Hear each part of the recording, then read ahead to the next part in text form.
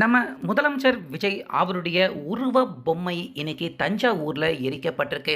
அது மட்டும் இல்லாம தஞ்சாவூர்ல இருக்கிற ஸ்கூல், சாதாரண கடை, சின்ன சின்ன கடை வச்சிருக்கவங்க அவங்களுடைய கடைகள் எல்லாமே அடிச்சு உடைச்சு நொறுக்கப்பட்டிருக்கு திமுகவினர்கள் அவங்களால.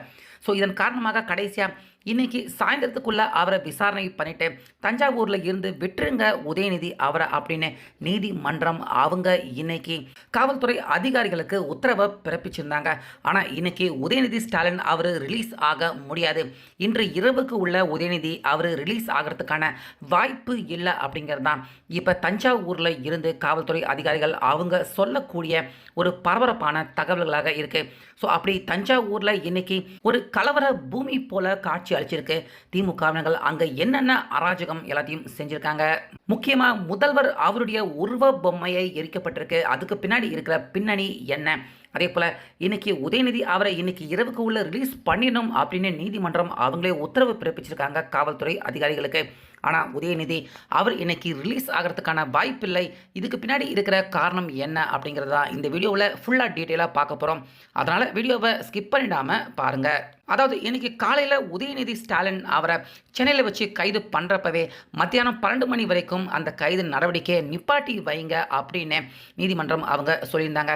ஆனாலுமே காவல்துறை அதிகாரிகள் விசாரணைக்காக தான் உதயநிதி அவரை கூப்பிடுறோம், தஞ்சாவூர் வரைக்கும் அவரை கூட்டிகிட்டு போய் விசாரிக்க வேண்டிய கட்டாயம் இருக்குது அப்படிங்கிறதால நாங்கள் அவரை கைது பண்ணிட்டு கூட்டிகிட்டு போல, விசாரணை பண்ணுறதுக்காக கூட்டிகிட்டு போகிறோம், அவர் மேலே வழக்கு பதிவு செய்யப்பட்டிருக்கு அப்படிங்கிற காரணம் இருந்ததால் தான் உதயநிதி ஸ்டாலின் அவர் வீட்டில் இருந்து காலை 11 மணிக்கே கூட்டிகிட்டு போயிட்டாங்க. கைது பண்ணலை, விசாரணைக்காக தான் போகிறோம் அப்படிங்கிறதால நீதிமன்றம் அவங்க சொல்லியிருந்தாலுமே நாங்கள் கைது பண்ணலை, விசாரணைக்காக தான் போகிறோம் அப்படின்னு உதயநிதி அவரை கூட்டிகிட்டு கிளம்புறாங்க. காலையில் 11 மணிக்கு கிளம்புறாங்க சென்னையில் இருந்து. இப்படி இருக்க அப்போ இருந்தே பார்த்தீங்கன்னா தமிழ்நாடு முழுக்க நிறைய இடத்துல திமுகவினர்கள் அவங்க பயங்கரமான ஆர்ப்பாட்டத்தில் இறங்கிட்டாங்க. முக்கியமாக தஞ்சாவூருக்கு அழைச்சிட்டு போகிறாங்க அப்படின்னு தெரிஞ்சதுமே தஞ்சாவூரில் பயங்கரமான ஆர்ப்பாட்டத்தில் இறங்கிட்டாங்க திமுக ஆதரவாளர்கள். ஸோ இதில் உச்சபட்சமாக அதிகபட்சமாக மோசமாக நம்ம முதலமைச்சர் விஜய் அவருடைய உருவ பொம்மையை தஞ்சாவூரில் வச்சு எரிச்சிருக்காங்க திமுகவினர்கள். இதனால் தஞ்சாவூர் முழுக்க திமுகவினர்கள் அவங்களால உச்சபட்ச ஒரு பதட்டம் சூழ்நிலை, ஒரு மோசமான சூழ்நிலை, மக்கள் எல்லாருமே பயப்படக்கூடிய ஒரு சூழ்நிலை ஏற்பட்டிருக்கு. முக்கியமாக பார்த்தீங்கன்னா தஞ்சாவூரில் ஒரு சாதாரண நபர் இருசக்கர வாகனம் ஓட்டிக்கிட்டு ஒரு மருத்துவமனைக்கு தான் அவர் அவசரமாக எதுக்கோ போயிட்டுருக்காரு. ஸோ அவரை நிப்பாட்டி எங்கள் உதயநிதி அவரை கைது பண்ணியிருக்காங்க, நீ ரோட்டில் போறியா நீ அப்படின்னு அவரை அடித்து உதச்சி அவர் வண்டியும் பார்த்தீங்கன்னா கீழே தள்ளியிருக்காங்க. அந்த வீடியோவும் கூட இங்கே பார்க்க முடியுது. இப்படி நிறையா இடத்துல தஞ்சாவூர் முழுக்க தஞ்சாவூரை இன்னைக்கு ஸ்தம்பிச்சு போகக்கூடிய அளவுக்கு உச்சபட்ச அராஜகம், அதாவது ஆட்சி இவங்க கையில் இல்லை அப்படின்னாலுமே இந்த அளவுக்கு மோசமாக திமுக அவங்களால செயல்பட முடியுமா அப்படின்னு திமுகவை பார்த்து மக்கள் எல்லாருமே இன்னைக்கு பயப்படக்கூடிய ஒரு நிலைமைக்கு தான் இன்னைக்கு பயங்கரமான போராட்டம், பயங்கரமான வன்முறையில் இறங்கியிருக்காங்க திமுக. முக்கியமாக பார்த்தீங்கன்னா தஞ்சாவூர் மக்கள் எல்லாருமே அங்கே இருக்கிற ஸ்கூல் எல்லாத்தையுமே இழுத்து அவசரமாக மூடியிருக்காங்க.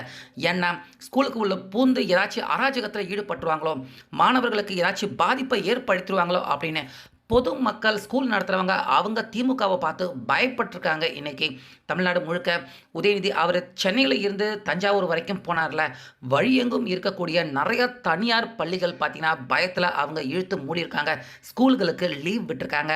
ஸோ எதுக்கு அப்படின்னா இந்த திமுக காரங்க உள்ளே பூந்து ஏதாச்சும் அசம்பாவிதம் பண்ணிடுவாங்களோ அப்படின்னு நிறைய பள்ளிகள் பார்த்தீங்கன்னா வழியெங்கும் ரோட்டில் இருக்கிற ரோடு, அதுக்கு உள்ளே இருக்கிற பள்ளிகள், காலேஜ், இந்த மாதிரியானதெல்லாம் அசம்பாவிதத்தை தவிர்க்கணும், திமுக அவங்க கிட்டே இருந்து நம்ம தப்பிச்சுக்கணும், பாதுகாத்துக்கணும் அப்படின்னு மக்கள் எல்லாருமே இன்றைக்கி திமுகவை பார்த்து பயந்து அவங்க எல்லாருமே கடைகள் அடைக்கிறதும், முக்கியமாக ஸ்கூல்களை அடைக்கிறதும் அந்த மாதிரியான விஷயத்தில் ஈடுபட்டிருக்காங்க.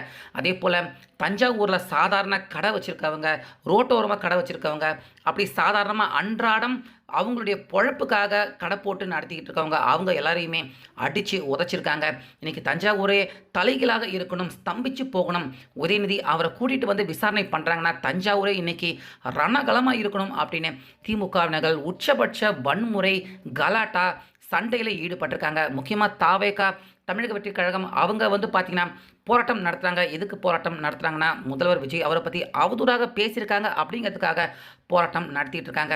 ஸோ அவங்கக்கிட்டேயுமே கூட போய் பார்த்தீங்கன்னா சண்டை போட்டிருக்காங்க. ஆளும் கட்சியாக இருக்கிற தமிழக வெற்றி கழகம் அவங்ககிட்டயே சண்டையில் ஈடுபட்டிருக்காங்க திமுக. அந்த அளவுக்கு அராஜகத்தில் உச்சபட்ச அராஜகத்தில் ஈடுபட்டிருக்காங்க. உதயநிதி அவரை கைது கூட பண்ணலை, விசாரணைக்கு தான் கூட்டிகிட்டு போகிறாங்க. அதுக்கே இந்த அளவுக்கு ஆட்டம் போட்டுக்கிட்டு இருக்காங்க திமுகவை சேர்ந்தவங்க. ஸோ இந்த சூழ்நிலையில் நீதிபதி மத்தியானம் 2:15 மணிக்கு ஒரு தீர்ப்பு ஒன்று கொடுக்குறாரு. அது என்ன அப்படின்னா, விசாரணை பண்ணிட்டு விட்டுறணும், அவரை கைது பண்ணக்கூடாது, அவரை துன்புறுத்தக்கூடாது, அடிக்கக்கூடாது, இந்த மாதிரியான விஷயத்தில் காவல்துறை அதிகாரிகள் ஈடுபடக்கூடாது அப்படின்னு விசாரணை பண்ணிட்டு இன்னைக்கு உள்ள உதயநிதி ஸ்டாலின் அவரை கண்டிப்பாக ரிலீஸ் பண்ணியே ஆகணும், அதாவது அவரை விட்டுறணும் அப்படின்னு நீதிபதிகள் காவல்துறை அதிகாரிகளுக்கு இந்த உத்தரவை பிறப்பிக்கிறாங்க.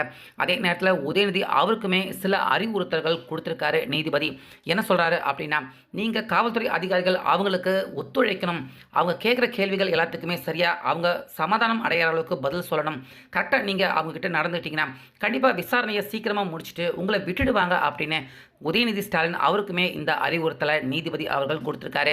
ஆனால் இப்போ சாயந்தரம் 6:45 ஆக போது, அது வரைக்கும் பார்த்தீங்கன்னா உதயநிதி ஸ்டாலின் அவர்கள் காவல்துறை அதிகாரிகள் அவங்களுடைய விசாரணைக்கு முழு ஒத்துழைப்பு அவர் கொடுக்கல அப்படிங்கிறது தான் இப்போ தஞ்சாவூரில் இருந்து வரக்கூடிய தகவலாக இருக்குது. அதாவது தஞ்சாவூரில் இந்த வழக்கு விசாரணை அந்த எஃப்ஐஆர் போடப்பட்ட அந்த காவல் நிலையத்துக்கு தான் இன்றைக்கி சாயந்தரம் உதயநிதி அவரை கூட்டிகிட்டு போகிறாங்க. ஆனால் அங்கே ஏற்கனவே ஆயிரக்கணக்கான திமுகவினர்கள் அங்கே கூடியிருந்துக்கிட்டு மிகப்பெரிய ஆர்ப்பாட்டம், உதயநிதி அவர் விசாரணைக்கு அங்கே வர்றப்ப அந்த இடத்துல மிகப்பெரிய ஆர்ப்பாட்டம், ஒரு மிகப்பெரிய ஒரு வன்முறையை ஏற்படுத்துறதுக்கான வாய்ப்பு இருக்குது. எல்லாருமே பயங்கர ஒரு கொந்தளிப்பில் இருக்காங்க. திமுக எல்லாருமே ஒரு வன்முறை பண்ணக்கூடிய மோடில் இருக்காங்க திமுகவை சேர்ந்தவங்க. அதனால் அந்த இடத்துல உதயநிதி அவரை கூட்டிகிட்டு போய் உள்ளே வச்சு விசாரணை பண்ணால் அது சரியாக இருக்காது அப்படின்னு அதுக்கு முன்னாடியே ஒரு 25 கிலோமீட்டருக்கு முன்னாடியே ஒரு ஊர்லேயே பார்த்தீங்கன்னா ஒரு காவல் நிலையத்தில் நிப்பாட்டி இங்கேயே உங்களை நாங்கள் விசாரணை பண்ணிக்கிறோம், அங்கே தஞ்சாவூரில் இருக்கிற அந்த எஃப்ஐஆர் போடப்பட்ட அந்த காவல் நிலையத்துக்கு போல உங்களை நாங்கள் இங்கேயே வச்சு விசாரிக்க போகிறோம் அப்படின்னு உதயநிதி அவர்கிட்ட சொன்னார். உதயநிதி என்ன சொல்கிறாரு அப்படின்னா, நான் எஃப்ஐஆர் போடப்பட்ட அந்த காவல் நிலையத்தில் தான் நான் கீழே இறங்குவேன், நான் இந்த வேறு நிலையத்தில் எல்லாம் காவல் நிலையத்தில் நான் கீழே இறங்க மாட்டேன் அப்படின்னு விசாரிக்க கூப்பிடுறாங்க காவல்துறை அதிகாரிகள். ஆனால் நான் விசாரணைக்கு வர மாட்டேன், எனக்கு எஃப்ஐஆர் போடப்பட்ட அந்த காவல் நிலையத்துக்கு போங்க, அங்கே தான் நான் கீழே இறங்குவேன் அப்படின்னு உதயநிதி அவர் சொல்லியிருக்காரு. ஸோ நீதிபதிகள் என்ன சொல்கிறாங்க அப்படின்னா, சீக்கிரமாக காவல்துறை அதிகாரிகள் அவங்களுடைய விசாரணைக்கு நீங்கள் ஒத்துழைப்பு கொடுத்துட்டு உங்கள் விசாரணையை முடிச்சுட்டு தாராளமாக நீங்கள் போகலாம் அப்படின்னு நீதிபதிகள் சொல்லியிருக்காங்க. ஆனால் உதயநிதி சீக்கிரமாக தன்னுடைய விசாரணையை முடிச்சுட்டு நம்ம வீட்டுக்கு போவோம், நாளைக்கு பட்ஜெட் இருக்குது, சட்டப்பேரவைக்கு போகணும் அப்படிங்கிற அந்த ஐடியாவில் அவர் இல்லை, இருக்கணும் இங்கே இருந்து இன்னும் இந்த பிரச்சனையை பெருசுப்படுத்தணும் அப்படின்னு தான் நினைக்கிறாரு உதயநிதி. ஏதோ விசாரிச்சுட்டு என்னை விடுங்க சீக்கிரம் அப்படின்னு தானே நினைக்கணும் உதயநிதி. ஆனால் அப்படி நினைக்காம இவருடைய தொண்டர்கள் ஆயிரக்கணக்கான பேர் அங்கே தஞ்சாவூரில் குறிப்பிட்ட ஸ்டேஷனில் காத்துக்கிட்டு இருக்காங்க, அங்கே தான் என்னை கூட்டிகிட்டு போனோம் அப்படின்னு விடாப்பிடியாக வண்டியை விட்டு கீழே இறங்காமல் இருந்திருக்காரு உதயநிதி. இன்னைக்கு சாயந்தரம் ஒரு 6:45-7 மணி வரைக்கும் இன்னும் விசாரணை உதயநிதி அவர்கிட்ட இருந்து துவங்கப்படலை.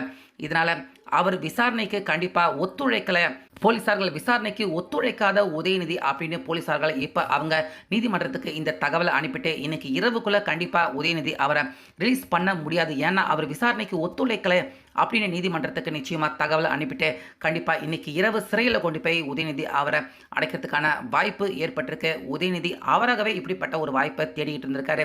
விசாரணையை முடிச்சுட்டு சீக்கிரமாக வீட்டுக்கு போகிற வேலையை பார்க்குறத விட்டுட்டு நான் அங்கே தான் போவேன், அங்கே தான் விசாரணை பண்ணுவேன் அப்படின்னு உதயநிதி அவர் சொன்னதால் இன்னைக்கு இரவுக்குள்ளே அவரை ரிலீஸ் பண்ணுறதுல மிகப்பெரிய சந்தேகம் எழுந்திருக்கு. அதே போல் தஞ்சாவூரில் வச்சு முதல்வர் அவருடைய உருவ பொம்மையை எரிச்சிருக்காங்க.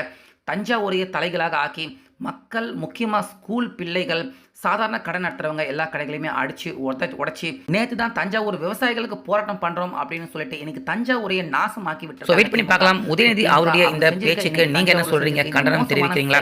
நம்ம முதலமைச்சர் விஜய் அவருடைய கைது நடவடிக்கை சரிதானா அப்படின்னு நினைக்கிறீங்களா? உங்க கருத்தை கமெண்ட்ல சொல்லுங்க. ரிலீஸ் ஆகிறது சந்தேகமும் ஏற்பட்டிருக்கு. ஸோ இந்த அளவுக்கு மோசமாக நடந்துகிட்ட திமுக அவங்களுடைய இந்த செயல் எல்லாத்த பற்றியும் உங்களுடைய கருத்தை கமெண்ட்ல சொல்லுங்க.